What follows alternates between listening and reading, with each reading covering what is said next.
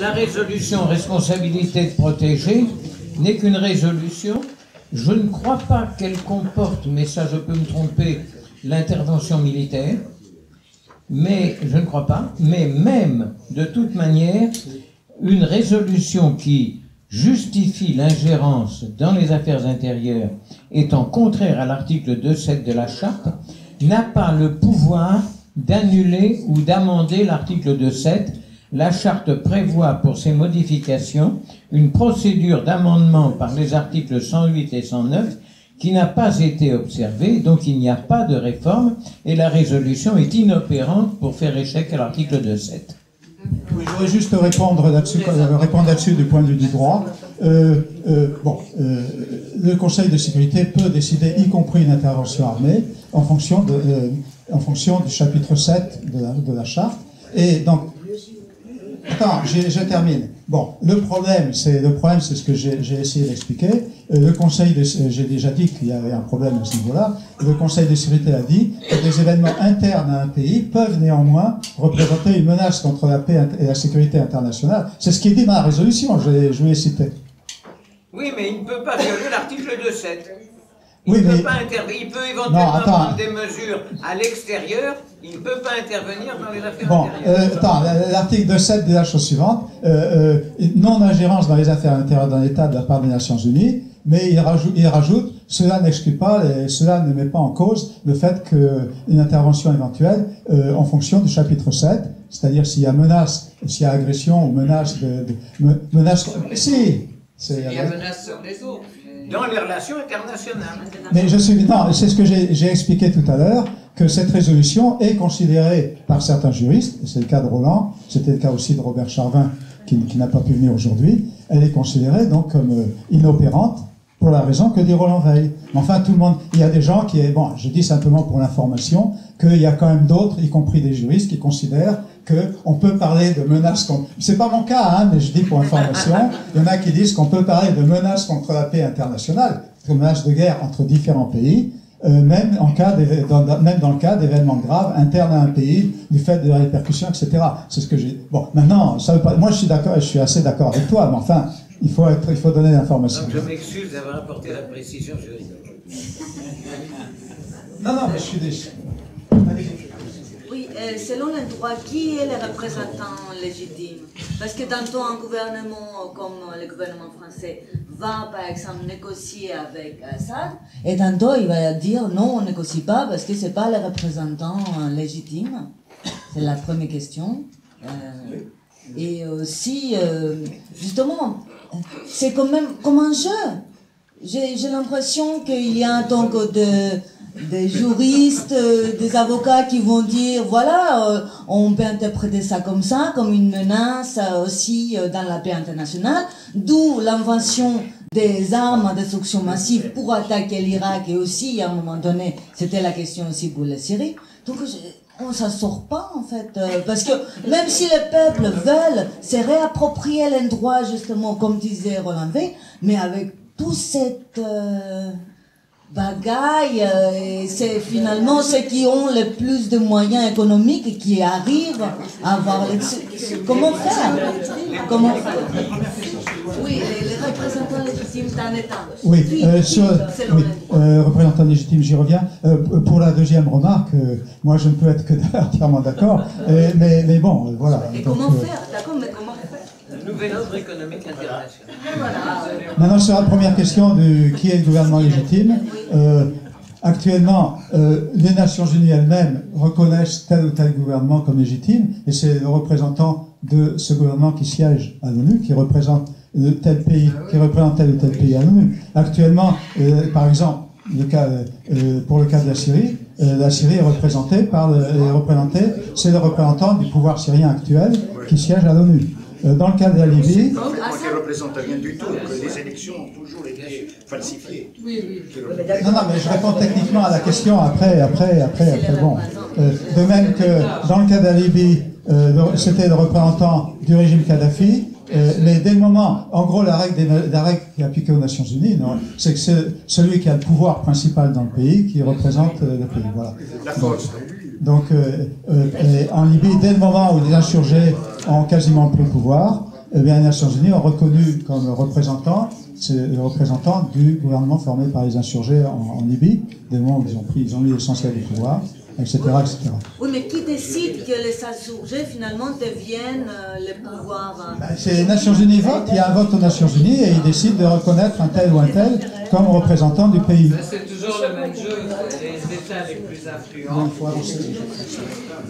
Bon, écoutez, je propose de donner maintenant la parole à oui, il y a... Non, je disais, c'est toujours le même jeu, c'est les États qui sont les plus influents, qui décident et qui poussent les décisions de l'ONU.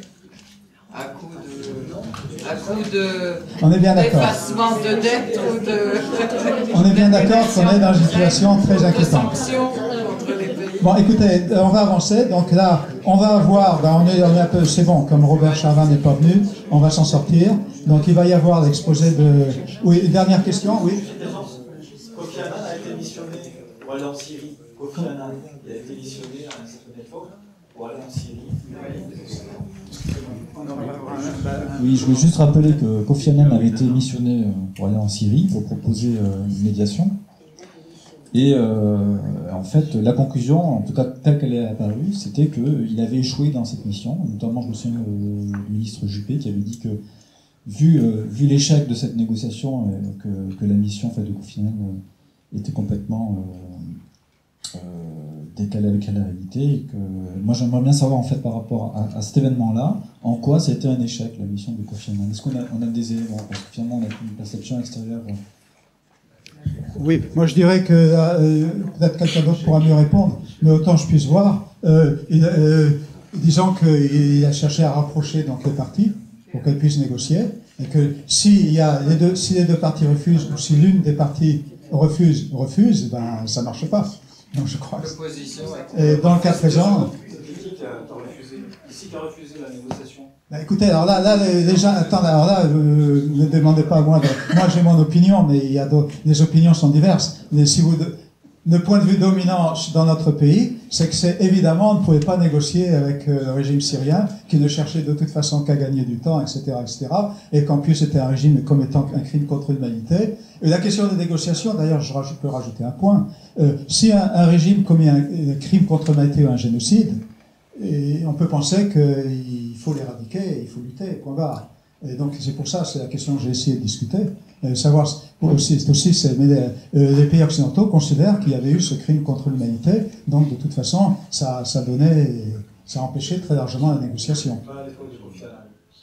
C'est pas ça qui était invoqué à l'époque de Kofi Annan. Je crois qu'il a indiqué le fait qu'il n'y avait pas moyen de rapprocher les deux parties. Donc, il faut que les deux parties soient toutes les deux d'accord pour négocier, pour faire une trêve. Si on n'est pas d'accord, ça ne marche pas. Je peux donner une information, tout simplement. Information. Alors, en fait, il y a eu deux missions. Il y a eu une mission de la Ligue arabe, et qui a été acceptée par l'État syrien et qui a pu fonctionner aussi en coopération avec l'État syrien. Et en fait, cette mission, elle a fait un rapport qui a été complètement occulté, qui n'a même pas été utilisé ni lu dans l'ONU. Et en fait, ce rapport faisait état, en fait, de l'existence sur le sol syrien de forces étrangères, donc les djihadistes déjà à l'époque, et qui faisaient eux-mêmes aussi des violences contre la population et contre le pouvoir. Et donc, en fait, c'était une conclusion dont ne voulait pas la Ligue arabe, et ils ont porté tout de suite la question au Conseil de sécurité. La résolution n'a pas été lue non plus, ni diffusée au Conseil de sécurité, et ils ont demandé d'autres sanctions, etc. Et suite à ça, donc, il y a eu la mission Kofi Annan, qui lui a et de la Turquie et l'OTAN, en fait, clairement. Voilà. Merci.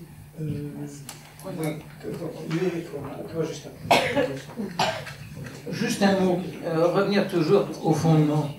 Droit des peuples à disposer d'eux-mêmes. il ne peut pas y avoir de négociation entre propriétaires virtuels du pouvoir sur les peuples. La seule négociation possible dans un cas comme ça, c'est d'arrêter les armes, de garantir au peuple sa liberté de s'exprimer et des élections sous contrôle international. Il n'y a pas d'autre solution dans ce cas-là. Revenir au basique, droit des peuples à disposer d'eux-mêmes, on ne décide pas à leur place, y compris par des négociations.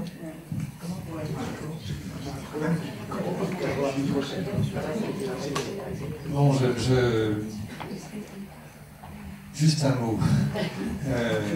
Non, vous êtes ça déjà... va. Donc, comme Robert Charvin ne vient pas... Non, je ne vais pas répondre Robert Charvin. Simplement, je ne crois pas que parce qu'il y a une doxa dominante contre laquelle je suis souvent en désaccord dans notre pays ou ailleurs, que pour autant il n'y a pas dans la doxa dominante des éléments qui sont pertinents.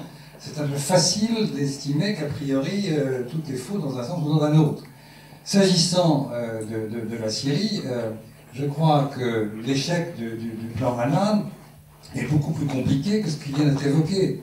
Ne serait-ce que si on se souvient que le plan Annan avait plusieurs points, et parmi les points, au-delà de la question centrale évidemment du cessez-le-feu, il y avait la liberté de manifester, il y avait la liberté de faire venir les médias, autant de points sur lesquels il est exclu que le pouvoir en place cède. Par ailleurs, moi je suis tout à fait pour le droit des peuples à disposer d'eux-mêmes.